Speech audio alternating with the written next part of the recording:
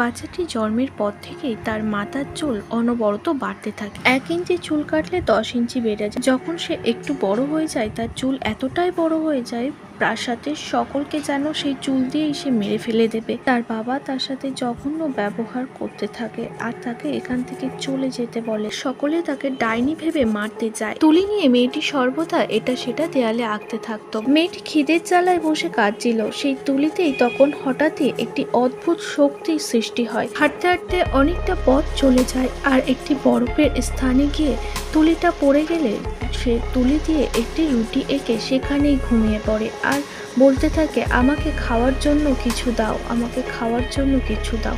তখনই হঠাৎই একজন এসে তাকে এভাবে দেখে তার বাড়িতে নিয়ে যায়, কিন্তু সেখানে তখনই একটি রুটি সৃষ্টি হয়েছে। এটা সে দেখতে পায় না। সে যখন তার বাড়িতে আসে দুজন মিলে তাকে অনেক বেশি যত্ন করে।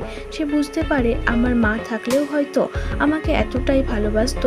সে ভাবতে থাকে আমার বাবা তো কখনো আমাকে এভাবে ভালোবাসে। আড়ালে গিয়ে তারা বলে তারা জিনিস বন্ধক দিয়ে দেবে, জিনিস বিক্রি করে দেবে, কিন্তু তাকে দায়িত্ব রাখবে না। এই বলে যখন দুজনে বাজারে যায় বাচ্চা মেয়েটি ভাবতে থাকে আমার জন্য তাদের অনেক বেশি ক্ষতি হয়ে যাবে, আমি কারো জীবনে বোঝা হয়ে থাকতে চায় না। দেয়ালে একটি মুরগি এঁকে সেখান থেকে সোজা চলে যায়। তুলির অদ্ভুত শক্তিতে সেই দেয়ালের মুরগিটি জ্যান্ত হয়ে ঘরে ঘোরাঘুরি করে।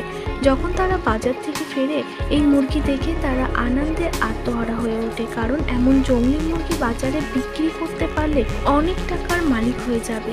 তারা সঙ্গে সঙ্গে সেই মুরগিটা ধরে বাজারে বিক্রি করার সিদ্ধান্ত নিয়ে ফেলে। কিন্তু তার আগে তাদের মনে সেই বাচ্চা মেয়েটির প্রতি অনেক বেশি মায়া তৈরি হয়ে গেছে।